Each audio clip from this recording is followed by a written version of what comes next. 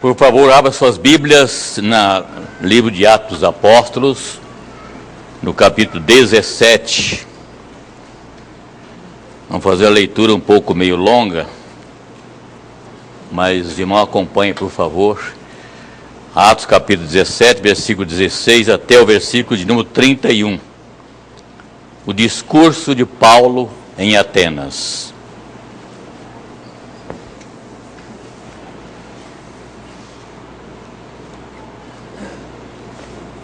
Ninguém quer usar isso aqui, primeira vez, né?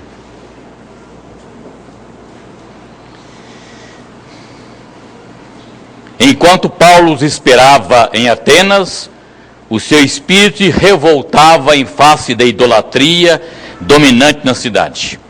Por isso dissertavam na sinagoga entre os judeus e os gentios piedosos, também na praça, todos os dias entre os que se encontravam ali.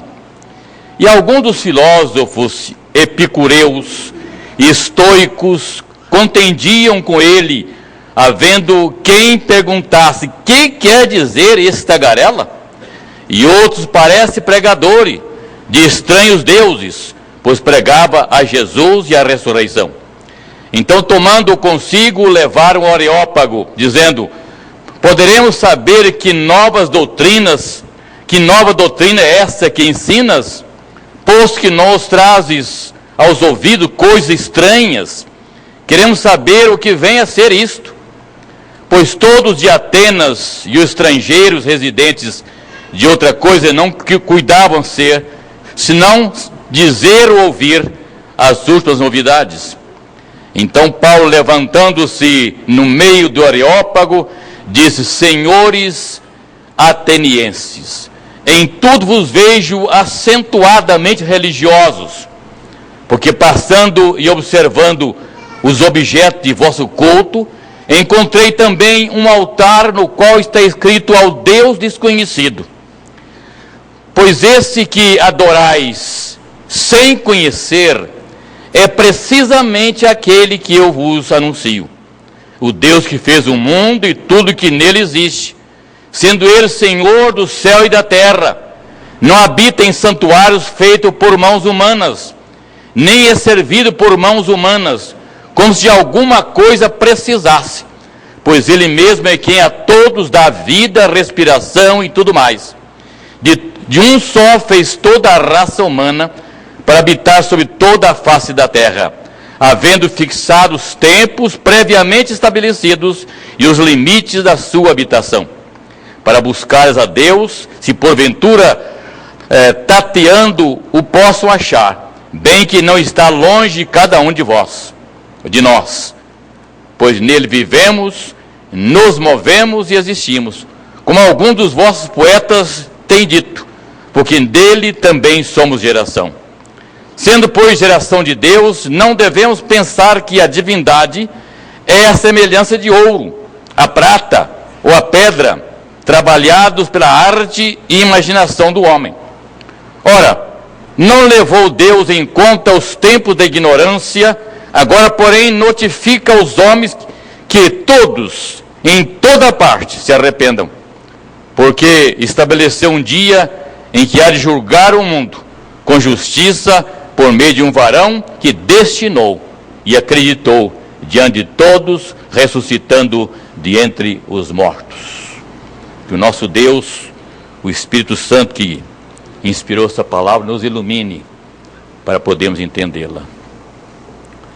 Nosso Pai bendito, a Tua palavra está lida, aberta, diante dos nossos olhos.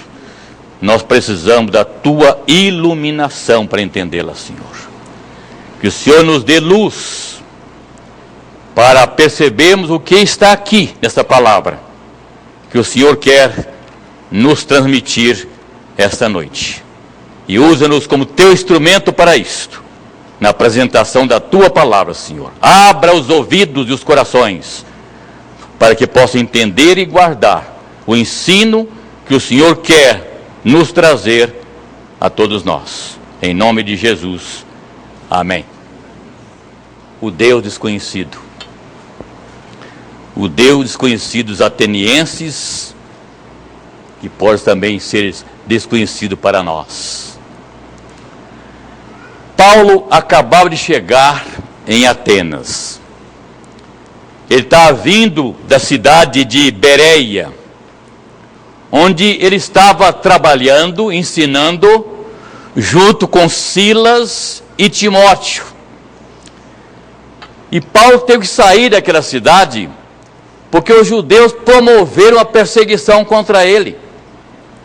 Quando ouviram que ele estava pregando o evangelho, a missão, a palavra de Deus, a salvação em Cristo Jesus, os judeus, movidos por inveja, perseguiram.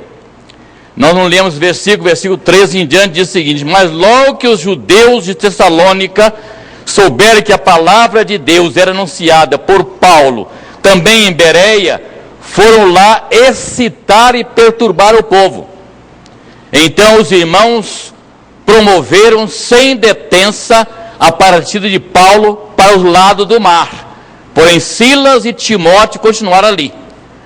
Os responsáveis por Paulo o levaram até Atenas e regressaram trazendo ordem a Silas e Timóteo para que o mais depressa possível fossem ter com ele. Agora o versículo que nós lemos, 16, tem sentido. Enquanto Paulo os esperava em Atenas, o seu espírito se revoltou em face da idolatria dominante na cidade. E enquanto ele esperava os seus companheiros chegar, ele foi levado à sinagoga, aonde ia dissertar a respeito dos ensinos que ele pregava, que era novidade para o povo. Atenas, a grande metrópole intelectual, a cidade, o maior centro universitário do mundo, o berço da filosofia e das artes, a terra dos maiores luminares do saber, que encheram as bibliotecas do seu tempo com as suas erudições. A cidade de Péricles, a cidade de Demóstenes, a cidade de Sócrates, a cidade de Platão, a cidade de Nero. Por mais estranho que pareça, foi nessa cidade privilegiada pela maior intelectualidade do mundo que Paulo encontrou a maior ignorância religiosa do mundo. A aguda e crônica ignorância espiritual. Aqui, na cidade de Atenas, cheia de deuses, expoentes da cultura e da filosofia, que Paulo se confrontou com a mais tosca e repugnante idolatria. Prova que nem sempre a cultura, a intelectualidade é seguida por uma espiritualidade sadia. Os atenienses eram doutores em filosofia, mas ao mesmo tempo estavam imersos num profundo obscurantismo religioso e espiritual. A cidade estava infestada de deuses, tomada por ídolos, e Paulo ficou pasmado quando passava pelas ruas de Atenas, ver tantos altares a tantos deuses. Plínio, um historiador, diz que no tempo de Nero, Atenas estava rigorosamente ornamentada por mais de 30.000 deuses. 30.000 altares. Petrônio, outro historiador, disse que era mais fácil, encontrar um Deus pelas ruas de Atenas do que um homem.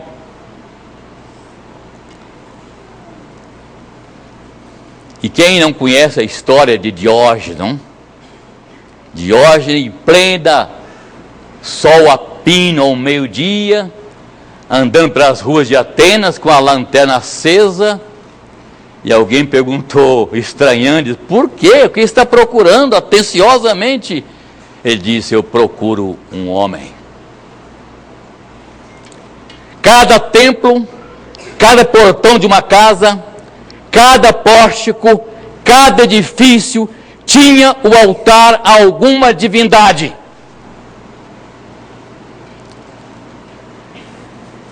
Atenas, de fato, em Atenas, como disse Petrônio, era mais fácil você encontrar um Deus pela rua do que encontrar um homem. Mas eram deuses caprichosos, iracundos, deuses vingativos, Deus que se encarnava até em animais para poder vingar os seus inimigos.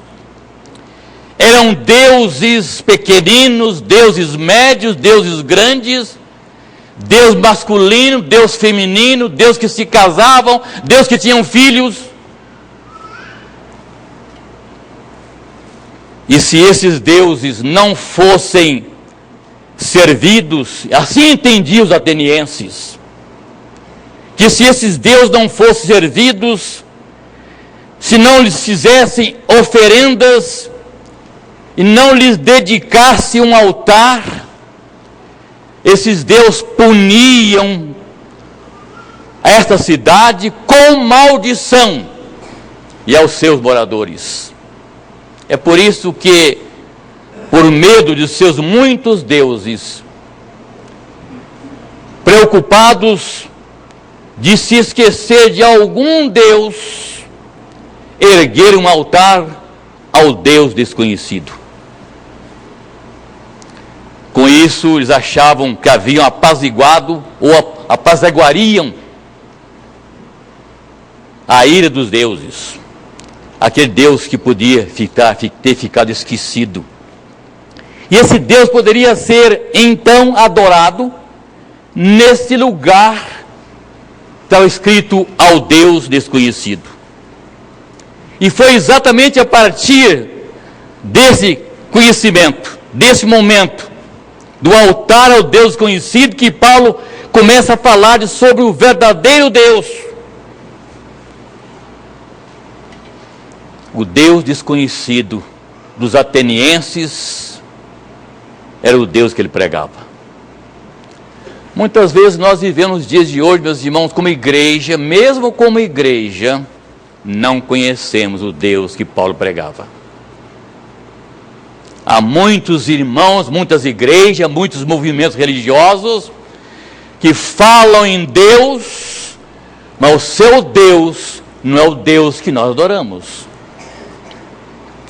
Que exigem coisas deles que eles não podem cumprir, que fazem coisas absurdas, que são ordenados por eles para realizar as coisas, e vivem assim. A presença de Paulo em Atenas provocou um impacto em toda a cidade. Em poucos dias, esse gigante da fé, esse homem de Deus chamado Paulo, revolucionou a cidade de Atenas. O povo se agitou. As multidões na praça não falavam de outra coisa senão das últimas novidades que Paulo havia trazido. O versículo 17 em diante diz: por isso dissertavam na sinagoga, entre os judeus e os gentios piedosos, também na praça, todos os dias, entre os que se encontravam ali, e alguns dos filósofos, epicureus e estoicos contendiam com ele, havendo quem perguntasse: que quer dizer esse tagarela? E outros parecem pregar deuses estranhos, pois pregava Jesus e a ressurreição. Então Paulo, diante de tudo isso, diante do Areópago era chamado também o tribunal ateniense, a assembleia dos magistrados, E o texto diz: então, tomando consigo, levaram ao Areópago, dizendo: poderemos saber que nova doutrina é essa que ensinas? Posto que nos trazes aos ouvidos coisas estranhas, queremos saber o que vem a ser isto. E Paulo respondeu. Então Paulo, levantando-se no meio do Areópago, disse: senhores atenienses, em tudo vos vejo acentuadamente religiosos, porque passando e observando os objetos do vosso culto, encontrei também um altar no qual estava escrito ao Deus desconhecido. Pois esse que adorais sem conhecer é precisamente aquele que eu vos anuncio. Em primeiro lugar, o Deus desconhecido dos atenienses é o Deus Criador. O versículo 24 a 26 diz exatamente isto. Ouçam: o Deus que fez o mundo e tudo que nele existe, sendo ele Senhor do céu e da terra, não habita em santuário feito por mãos humanas, nem é servido por mãos humanas, como se de alguma coisa precisasse, pois ele mesmo é quem a todos dá vida, respiração e tudo mais. De um só fez toda a raça humana para habitar sobre toda a terra. O Deus desconhecido dos atenienses, cujo altar a um Deus desconhecido, é o Deus que Paulo pregava, e em primeiro lugar é o Deus Criador. Os deuses dos gregos eram ídolos, eram deuses feitos pelos homens. O Deus dos atenienses é um Deus inventado por mente e cinzela das mãos dos artífices. Mas o Deus que Paulo anunciava é o Deus que fez o mundo e tudo que nele existe. No princípio criou Deus os céus e a terra. Do nada criou tudo. E como diz Paulo em Romanos 4:17, é o Deus que trouxe à existência coisas que não existiam.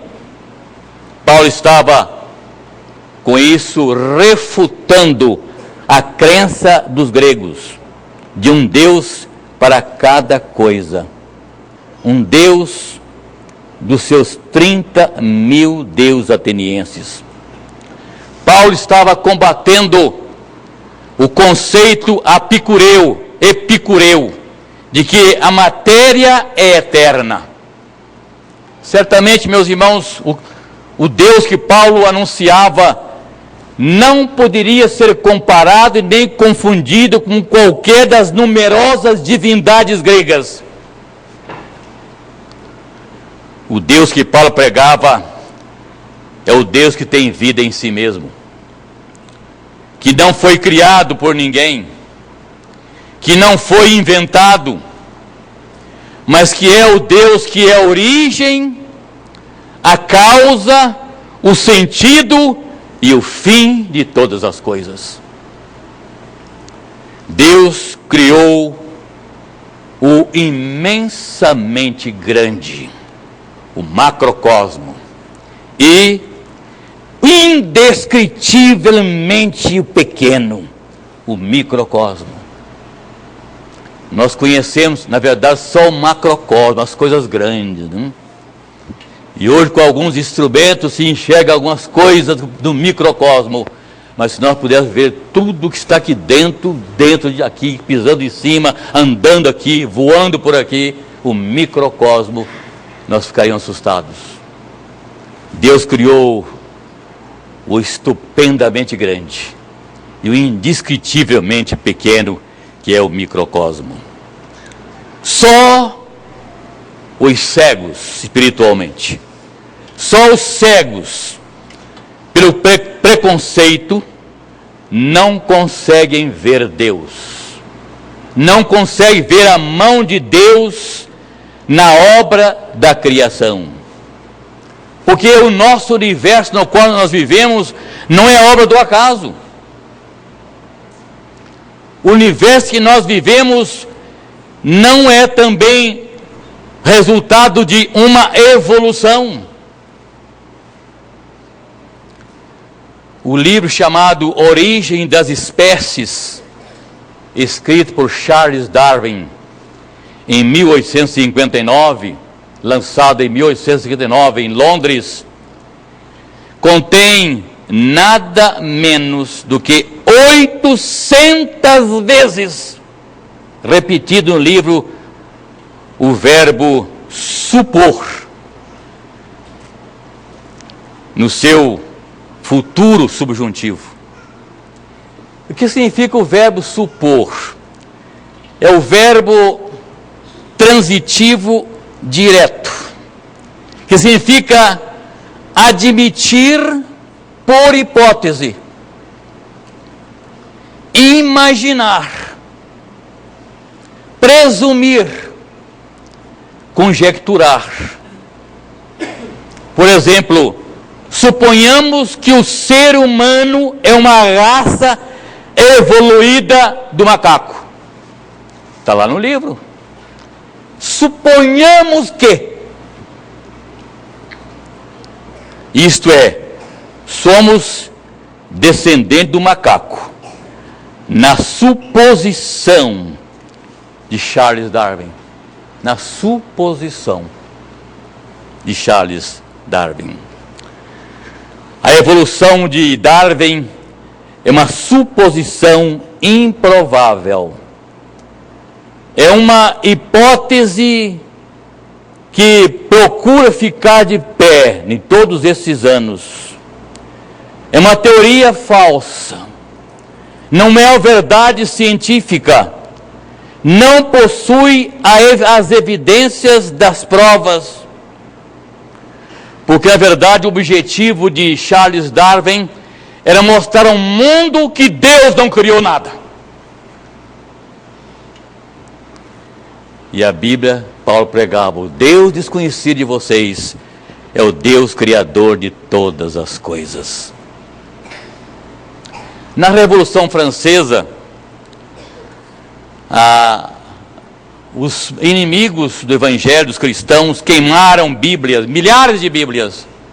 Todos nós conhecemos, ou quase toda a história, não? Fecharam templos, destruíram templos, prenderam milhares de crentes. Tudo com um só objetivo: varrer da mente do povo a lembrança de Deus. E um crente muito humilde um dia encontrou um desses perseguidores e disse: se vocês querem tirar de nossas memórias a ideia de Deus, vocês vão ter que subir ao céu e apagar as estrelas.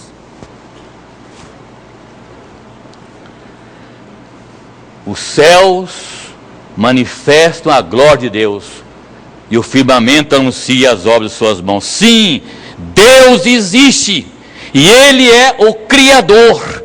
Ele é o autor de todas as leis da ciência, o Deus que criou todas as coisas segundo a sua vontade. Portanto, seja Deus verdadeiro e todo homem mentiroso. Em segundo lugar, o Deus conhecido dos epicureus e dos atenienses é o Deus da providência. É o Deus da providência. O Deus que os homens desconhecem, às vezes você desconhece. Pela sua refinada filosofia e sabedoria simplesmente humana, é o Deus da providência. Veja o que o texto fala. Versículo número 25 e 28. Nem é servido por mãos humanas, como se de alguma coisa precisasse, pois Ele mesmo é quem a todos dá vida, respiração e tudo mais. Versículo 28, que diz aqui o versículo 28, pois nele vivemos, nos movemos e existimos. Esse versículo é bíblico, minhas irmãs.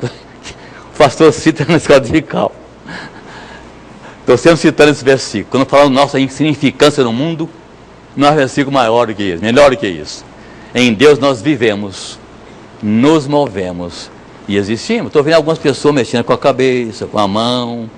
Você não faria isso se não fosse por Deus. Porque nele nós vivemos, nos movemos e existimos. Ele preserva todos com vida. Deus sustenta toda a obra criada. É o Deus provedor. É o Deus conhecido, Salmo 23. O Senhor é o pastor, nada me faltará. É o Deus provedor das nossas necessidades. É o Deus que é dono de tudo. É o Deus que fez tudo. É o Deus que tem controle sobre tudo. Tem sob controle dos bons, controle dos maus e suas obras e suas atitudes. Deus vê tudo. O Salmo 109 diz que Deus vê até os nossos pensamentos. Já pensou?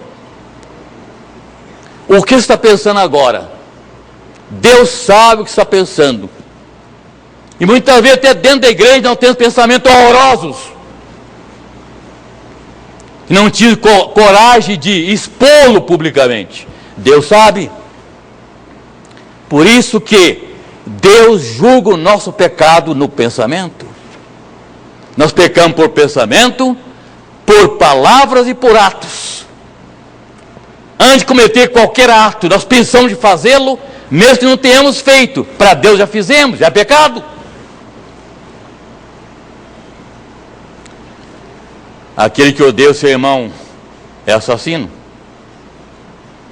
Aquele que ora para a mulher para cobiçar, já em seu coração cometeu adultério com ela.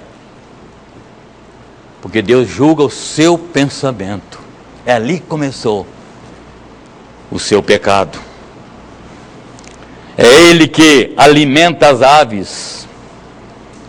É esse Deus da providência que veste o lírio, quem dá de beber a todos os animais, é que faz crescer a relva.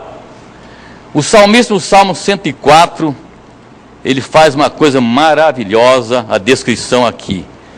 Ele diz o seguinte: tu faz rebentar fontes no vale, cujas águas correm entre os montes, dão de beber a todos os animais do campo, os jumentos selvagens matam a sua sede, junto delas tem a ave do céu e seu pouso, e por entre as ramagens desferem o seu canto.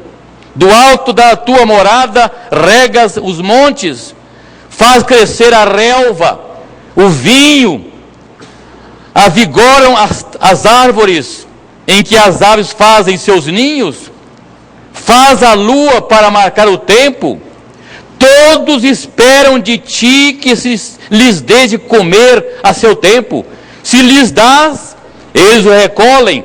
Se abres a mão, eles se fartam de bem. Se ocultas o rosto, eles se perturbam. Se lhes cortas a respiração, morrem e voltam ao pó. Esse é o Deus desconhecido. O Deus que tem domínio sobre tudo, que fixa os tempos e as estações do ano. O versículo 26 diz isto: havendo fixado os tempos previamente estabelecido e os limites da sua habitação. É o Deus que converte o choro em riso. É o Deus que vela, que nos dá a vitória, que dá o vale árido, o manancial, que nos livra do mal. É Ele que nos guarda de perigos, que supre todas as nossas necessidades em Cristo Jesus. É Deus presente, o Deus Emanuel, o Deus conosco. É o Deus que prometeu estar conosco todos os dias até a consumação do século. É o Deus que transforma tristeza em cenário de alegria. É o Deus que ouve as nossas orações, que invade nossa história marcada pela dor e pelo sofrimento e nos traz livramento e faz com que todas as coisas cooperem para o nosso bem.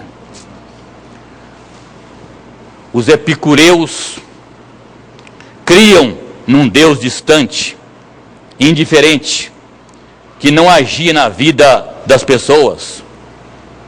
O Deus da providência não é o Deus desconhecido dos agnósticos, que negam a possibilidade de se conhecer a Deus e de ter qualquer intimidade com Ele. O Deus desconhecido que Paulo pregou não é o Deus distante dos deístas. Eles negam qualquer intervenção direta de Deus conosco. Os deístas dizem que Deus criou tudo mesmo. A Bíblia está certa quando diz que Deus criou todas as coisas. Mas Deus criou o mundo como o relojoeiro cria o relógio. Deus criou o mundo, tudo bonitinho como está. Deus colocou fogo na caldeira, deu corda a essa máquina, deu a volta nela e ela está rodando ainda até hoje. Um dia vai quebrar o eixo e acabou. É assim que pensam os deístas em palavras grosseiras, né? Que Deus não tem nenhuma comunicação conosco e nem adianta pedir a Ele coisa nenhuma que não dá. O Deus desconhecido pregado por Paulo não é o Deus bonachão dos epicureus. Deus é santo e Ele não tolera o mal. Deus não faz vista grossa aos nossos pecados. Ele abomina o pecado. Ele é o Deus do juízo, é o Deus clemente, é o Deus misericordioso, tardio se irar, perdoador, mas Ele também é justo, não inocenta o culpado. Tudo que o homem semear, ele vai colher. Deus é presente. Deus é vingador. Vingador. O segundo mandamento do Decálogo diz que Deus vinga ou visita a iniquidade dos pais nos filhos até a terceira e quarta gerações, mas que use misericórdia àqueles que o amam e guardam os seus preceitos. De Deus não se zomba. Deus é aquele que abre as portas para você. Deus é aquele que fecha as portas para você quando for preciso fazê-lo. Deus é o Deus do impossível. O Deus desconhecido de que Paulo pregava, anunciava aos atenienses, não é o Deus mudo lá do nosso Salmo 115. O que diz lá o Salmo 115? Pois que diria as nações? Onde está o Deus deles? No céu está o nosso Deus e tudo faz como lhe agrada. Prata e ouro são ídolos deles, obra das mãos dos homens. Tem boca, não falam, tem olhos, não veem, tem ouvidos, não ouvem, tem nariz e não cheiram, suas mãos não apalpam, em seus pés andam, som nenhum lhes sai da garganta, e tornam-se semelhantes a ele todos aqueles que os fazem e o adoram. Há muitas pessoas cujos nomes estão colocados numa igreja de renome no mundo, mas que na verdade acreditam mais nesses deuses que não têm sentido para a sua vida. E se esquece do Deus verdadeiro, o Deus que nos cura, o Deus que nos cumula de bênção todo dia, que nos coroa de misericórdia e graça. Esse Deus pode restaurar sua sorte, Ele pode enxugar suas lágrimas, Ele pode curar suas feridas, Ele pode quebrar suas cadeias, Ele pode tirar os seus pés do laço. Meu amado irmão, os dias em que nós vivemos são difíceis. Eu creio que nos meus 81 anos de idade, faltando um mês, espero chegar lá, nunca vi uma crise tão tremenda no mundo em que nós vivemos. Então, meu irmão, apesar de tudo que se vê aí de escuro, de ruim, tudo parece perdido, tudo é terrível. Cristo é a nossa única esperança. O mal será derrotado pelo bem, a verdade prevalecerá sobre a mentira, a justiça que agora é torcida enfim triunfará. Cristo colocará todos os seus inimigos debaixo dos seus pés. O Deus da providência cuidará de você. Ele ama você. Descansa nos braços de Deus, mesmo que as coisas estejam o pior possível. O terceiro lugar, o Deus desconhecido para os atenienses é o Deus que se encarnou para ser nosso Redentor. E o Verbo se fez carne e habitou entre nós, cheio de graça e de verdade. Fez-se um de nós. Quando o homem pecou, o seu pecado era infinito. O nosso pecado é infinito. E para que alguém pudesse responder perante Deus pelo pecado da humanidade, tinha que ser um homem infinito. E com esse homem infinito não existia, Deus se fez homem. A si mesmo se esvaziou, assumindo a forma de servo, tornando em semelhança de homem, reconhecido em figura humana, a si mesmo se humilhou, tornou-se obediente até a morte e morte de cruz. Este é o exemplo de Cristo em sua humilhação. Paulo fala que o Deus desconhecido é o Deus encarnado, é o Rei que se fez servo, é o transcendente que se fez imanente. O Deus que Paulo anunciava não é uma divindade iracunda, vingativa, mas é o Deus de amor, o Deus que se entregou a si mesmo por nós, suportou a vergonha e a ignomínia de uma cruz. É o Deus que não nos ameaça, é o Deus que não esmaga com violência, é o Deus que levou sobre si as nossas culpas, assumiu as consequências dos seus pecados. O Deus que busca o perdido, é o Deus que não desiste de você. É o Deus que perdoou a meretriz, é o Deus que libertou o ladrão na cruz, que dá pão ao faminto. Não é um Deus distante, Ele vive conosco. É o Deus que chora nossas lágrimas.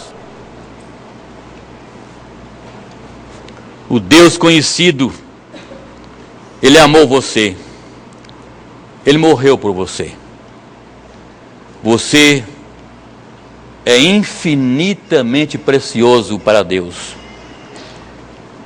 Ele não desiste de você. A encerrando de errado. Mas em último lugar para encerrar, graças a Deus, né? O Deus desconhecido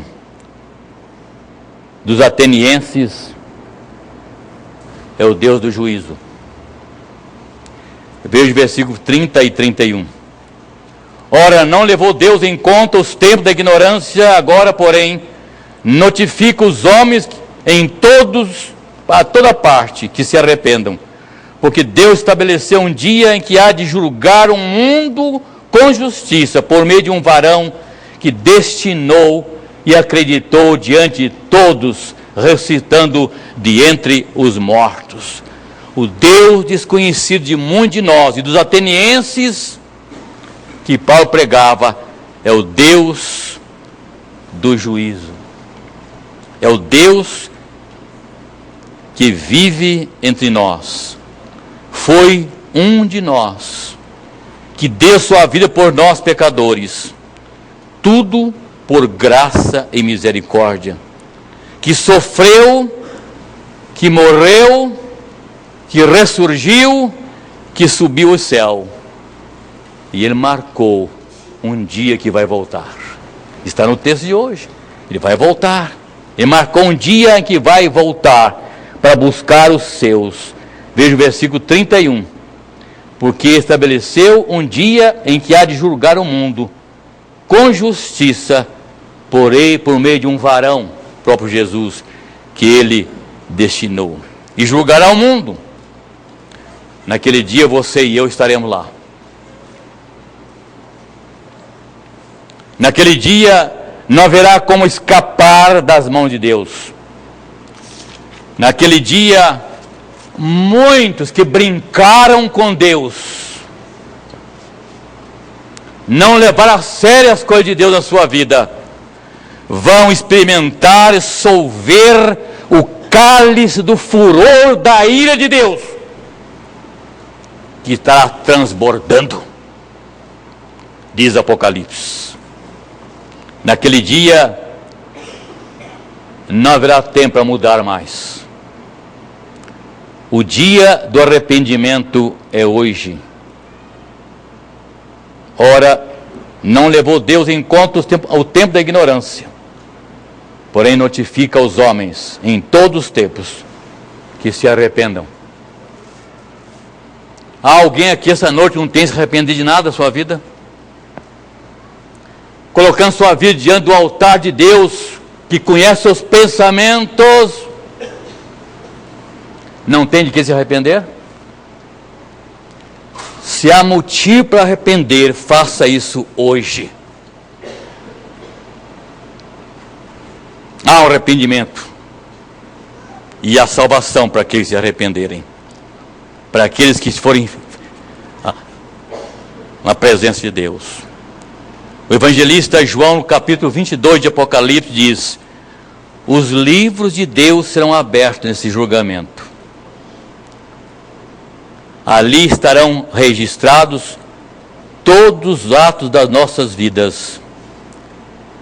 Cada pecado está ali registrado. Cada transgressão ali está registrada. Cada oportunidade perdida ali está registrado. Erros há muitos esquecidos. Pecados cuidadosamente escondidos. Escondido de quem? De Deus? Não, da igreja, do pastor, dos presbíteros, do conselho da igreja. Tudo será desvendado.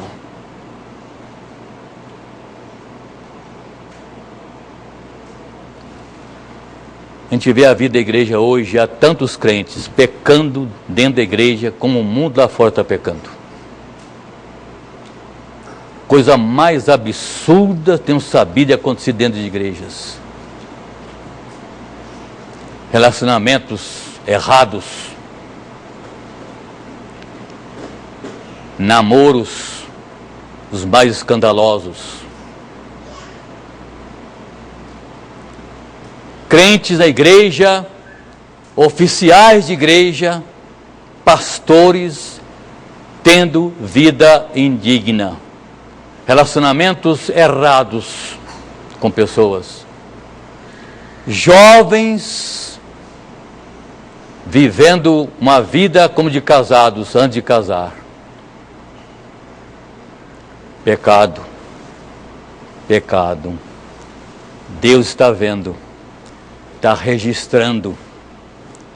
E muitas vezes nós tentamos esconder dos homens, mas não podemos esconder de Deus. Crentes vivendo em pecado, será desvendado. Finalmente abrirá-se o livro da vida. Aberto o livro da vida.